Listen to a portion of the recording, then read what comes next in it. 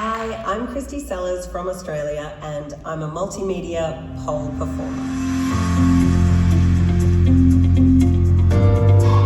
I've been doing dance since I was in my teenage years, and then I tried pole about 16 years ago and saw all of the possibilities to incorporate all of these other dance styles in with this apparatus. And so one day I tried mixing the screen and the pole together and it worked, and then over the years I've refined that even more. I also own 3 companies that I founded, one of which is Fizzy Pole Studios, which is the largest pole and aerial studio in Australia with 19 locations.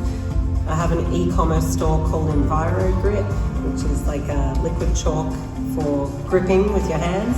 And I have a software company called Groovio, which is a booking platform for studios. I have a family, my partner Sam, I have 3 children as well. So Ollie is 5, Mason is 6, and Riley is 12 years old.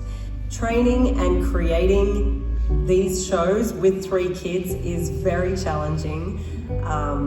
Sometimes I'm trying to get everything done before I have to go and do the school run, or I've got my youngest, Ollie, here at the studio with me, and with 12 poles in the room, he has to be on the one that I'm on. So it is hard, but I want them to see me doing something that is hard, and I want them to see me creating and achieving and going after goals of my own, because I think that that is a great example for them to do the same as they grow.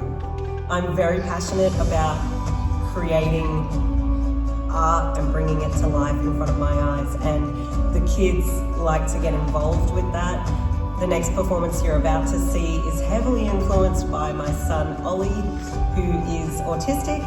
He has his own way of communicating and he loves to watch me perform, and so this performance is dedicated to him and the chaos that he causes, and just how much I love him. So this one's for you, Ollie.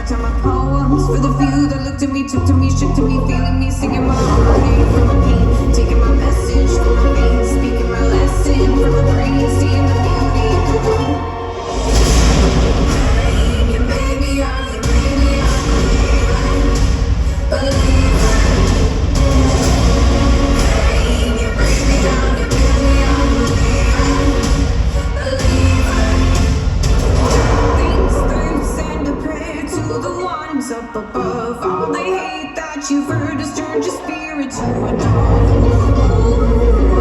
Your spirit up above.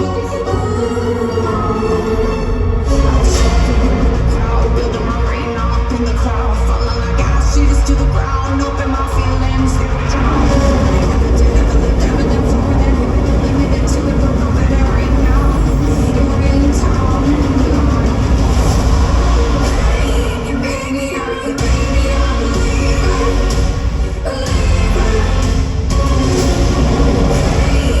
Baby,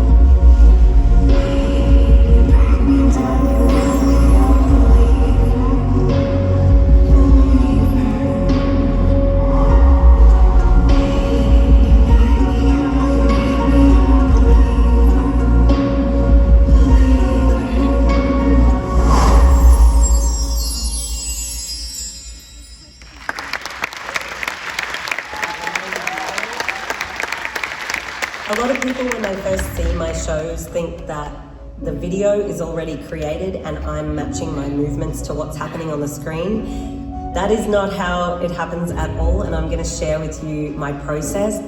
From the beginning, I come up with a story that I want to tell, and then it's usually quite simple, and I develop that more as I go through the process of creating it. So it starts with a simple story, which I'll put onto storyboards, and then I'll go and find mood boards and textures and pictures and colors and things of what I'm wanting in the background. So I'll bring all of that together and then look for the music that I want to use to tell the story, because the music is so important with every single piece. From there, I start to choreograph a basic skeleton in the studio, so I'll just be moving around in the space and kind of planning, okay, here is where this is going to happen, here is where that's going to happen. Once I have done that, I can develop the choreography even further, which is where the tricky part comes in, because a lot of the time I'm trying to face the audience while interacting with the screen behind me, which actually means that I cannot see what's happening behind me at all, which means that the training to make it look realistic is extremely precise. Once I've got the choreography perfect, I can send that plus storyboards plus the mood boards to my animator, Jan Zavadil. He actually lives in Prague, and explain exactly how I want the screen to look, and then slowly he will send me back bits and pieces, and I will test it on the wall in the studio using a huge grid on the screens. So one thing that a lot of people don't realize is that every single element in the video is selected individually and placed in the scenes, and then animated according to the choreography that I'm creating to tell the story. I think that's really great to understand, because it is easy to take it for granted when you're watching the whole thing come together. But all of this is done via correspondence from Australia to Prague on the other side of the world from scratch.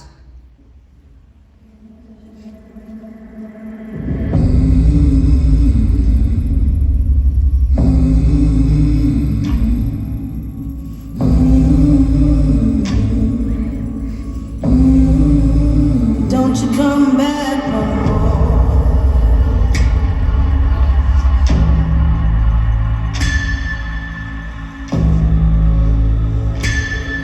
Hit the road, Jack, and don't you come back no more, no more, no more, no more. Hit the road, Jack, and don't you come back no more. Don't you come back no more. Don't you come back no more. What you say?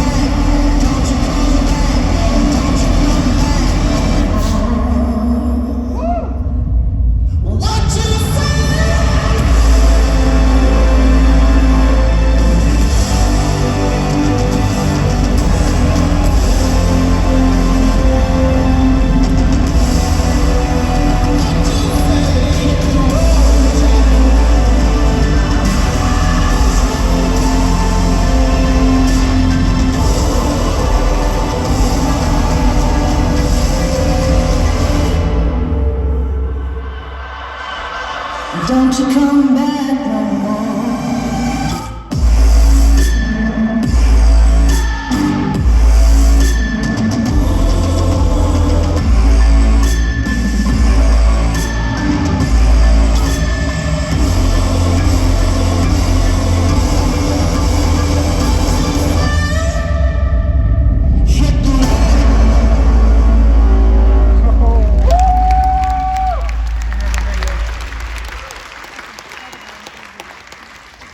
I quite often get asked about the size of my team that I work with, and Every single person is always surprised to learn that it's just myself and Jan, my animator, going back and forward, collaborating and bringing the animation to life.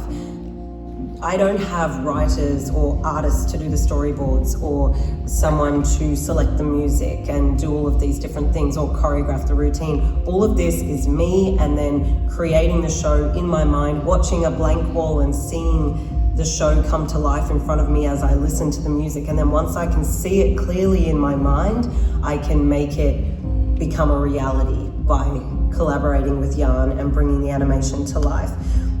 One of the things about that is that I don't have a huge budget to create these shows. I'm not Disney or Pixar or one of these massive companies that have endless supply of resources and money. It's just the creativity and the persistence.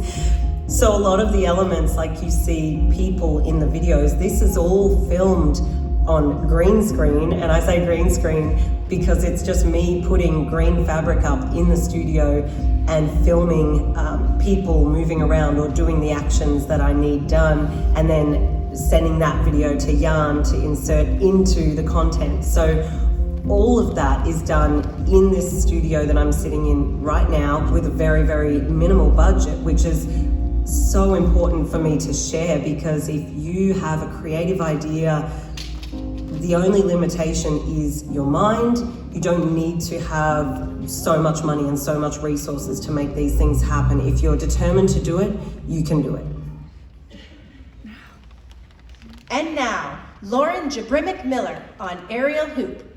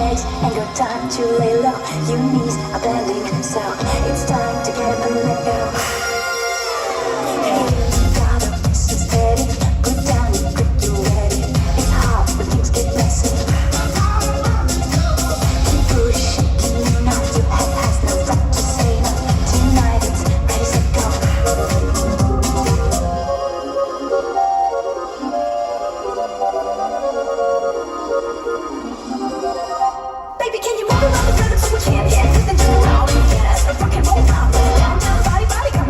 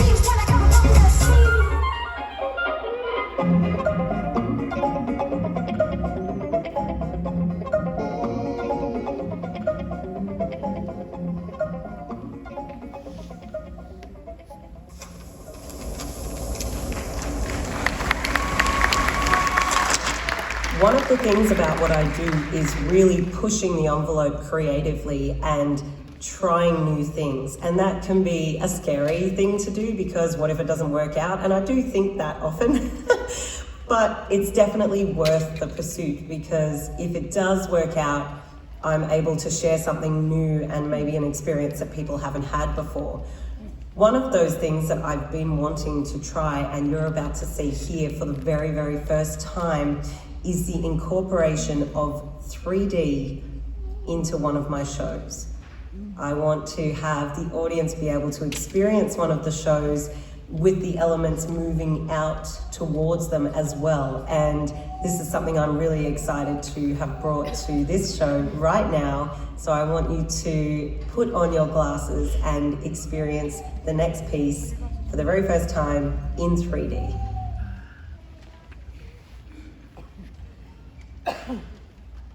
Good job.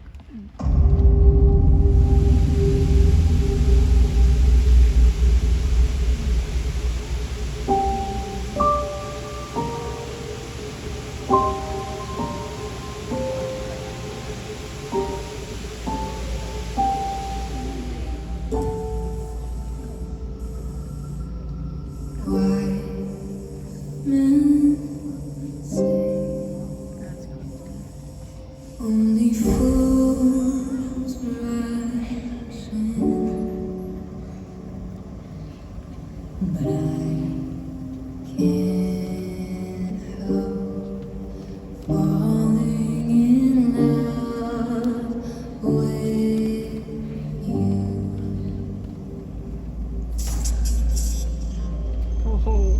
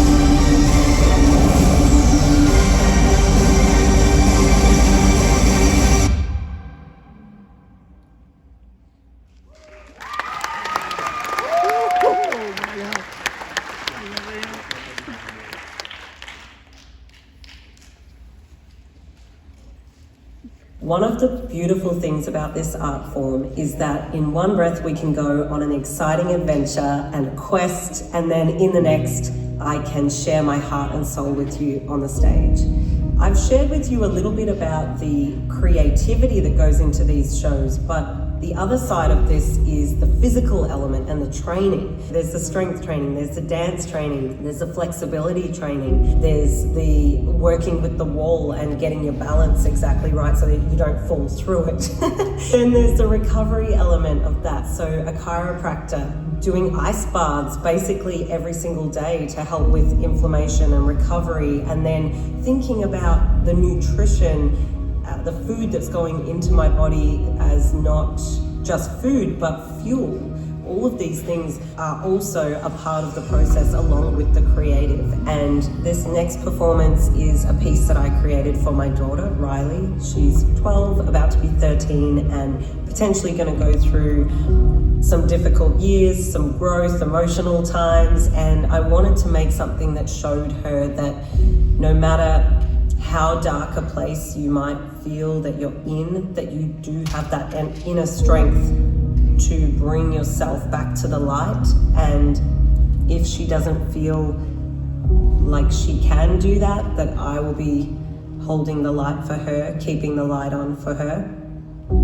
And so this piece is really about coming from that dark place and discovering the light within, and then once that is discovered, sharing that with others. And it has been my absolute honor to share my light with all of you. So I really hope that you enjoy this performance.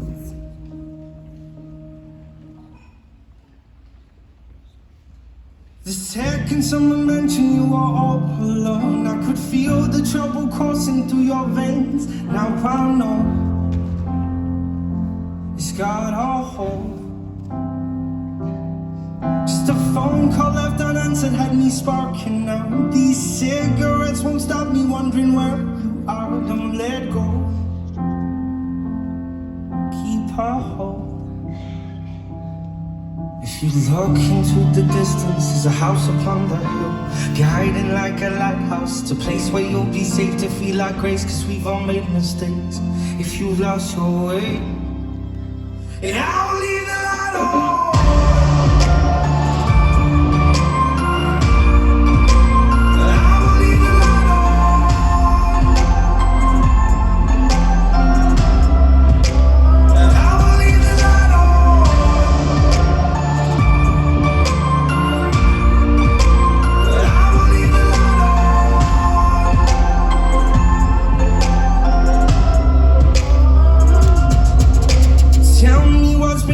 What's been on your mind?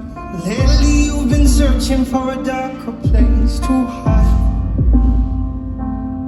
That's alright, but if you carry on abusing, you'll be robbed from us. I refuse to lose another friend. Just come home, don't let go. If you look into the distance, there's a house upon the hill, guiding like a lighthouse. It's a place where you'll be safe to feel our grace, cause we've all made mistakes. If you've lost your way, I will leave the light on.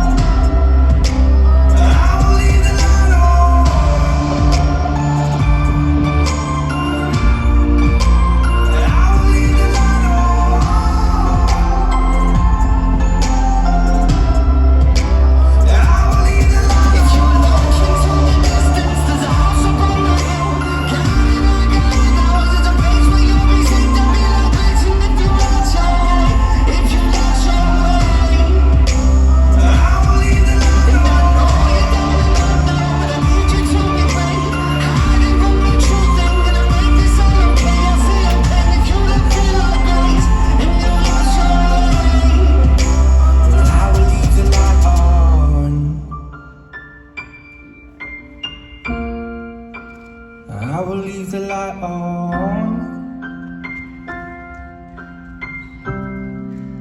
'cause I will leave the light on.